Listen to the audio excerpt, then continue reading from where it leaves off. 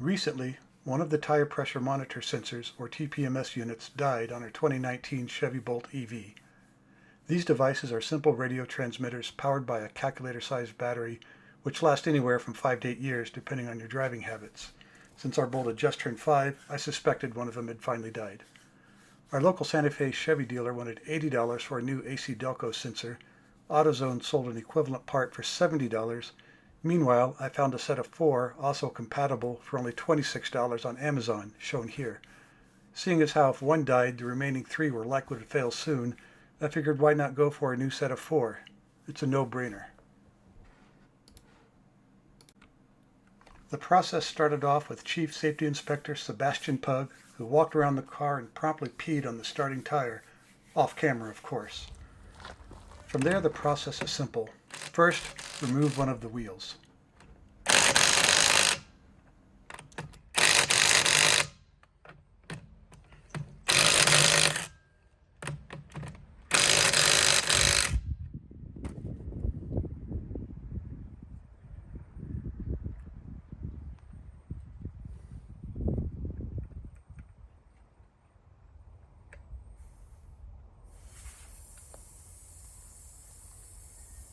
Here, I'm using a valve stem tool to take out the valve stem and rapidly release the air before removing the wheel.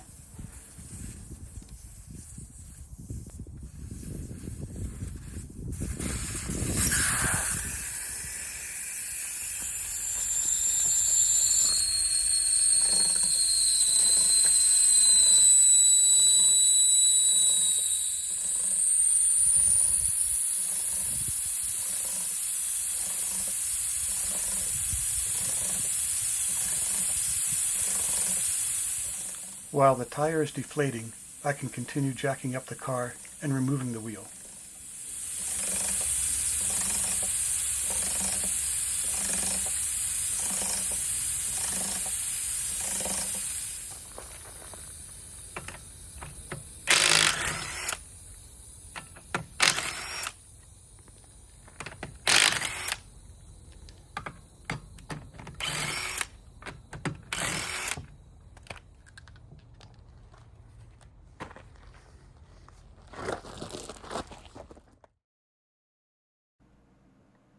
After the wheel has been removed, you need to break the bead, or the seal, between the tire and the rim. There are special tools to do this, but there's also the Dave Martinez use what you got method, as shown here. I'm using a bottle jack to press against the tire, using a truck trailer hitch for support, pressing down until the bead breaks.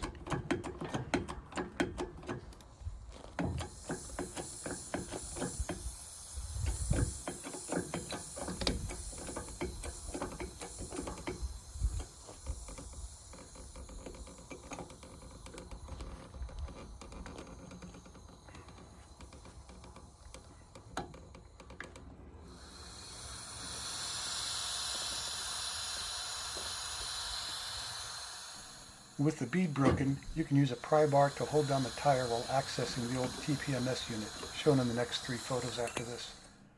There is a portion inside the rim and the valve stem that sticks out. There is no good way to remove these units that doesn't involve breaking them, so here's a photo of the inside of one unit showing the type of battery that powers them. And here's one of the new units from Amazon. The devices are simply pushed into place from inside the rim, then pulled through with a pair of pliers until they pop into place, sealing the hole with the built-in rubber gasket. It goes a lot smoother if you spray soapy water onto them before pulling them through. You will feel a swift pop when they seat into place. The photo showing the new unit inside the rim also shows the correct alignment. You want the sensor unit angled towards the rim surface in order for the tire to slip past it when refilling it with air. Now it's time to refill the tire. Spray soapy water around the bead and use a pry bar to lift the bead past the new sensor to avoid breaking it. With the bead set against the wheel rim, start filling. You will hear a loud and sudden ping when the rim sets. Continue filling with air to your desired tire pressure.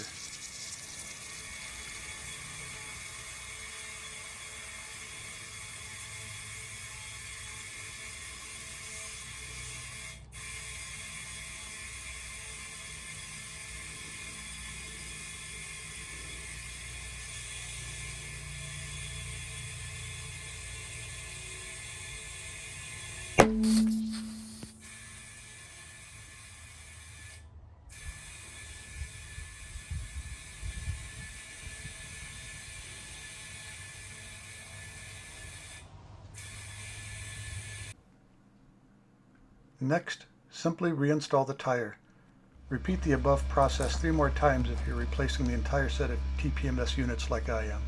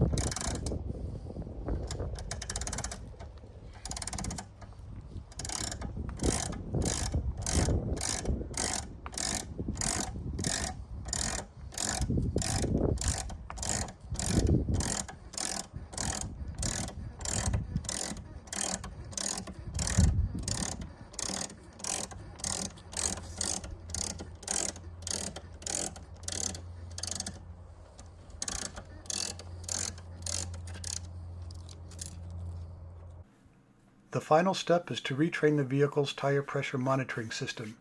GM could not have made this any easier. The car needs to be on, but not running. This is the accessories mode. To get into accessories mode on the Bolt, you only need to hold down the start button for 5 to 8 seconds while keeping your foot off the brake pedal. As you see here, I'm getting a low tire pressure warning alert. Press the check mark or select button on the steering wheel to make this go away. If you are not already displaying the tire pressure data screen, use the arrows and the select button to get to this page. Next, hold down the checked or select button for 5 to 8 seconds until the prompt comes up asking if you want to relearn the system, then choose yes. The car will honk twice, letting you know that it's now ready.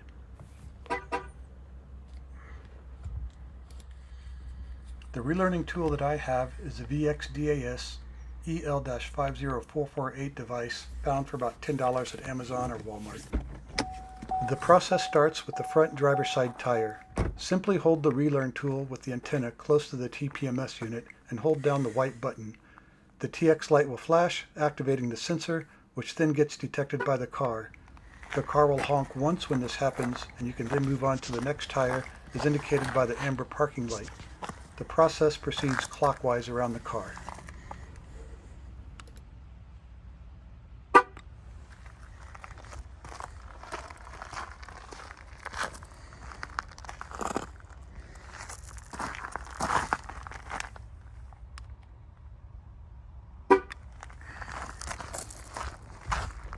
Finally, after the last sensor has been detected, the car honks twice to let you know that the process is done.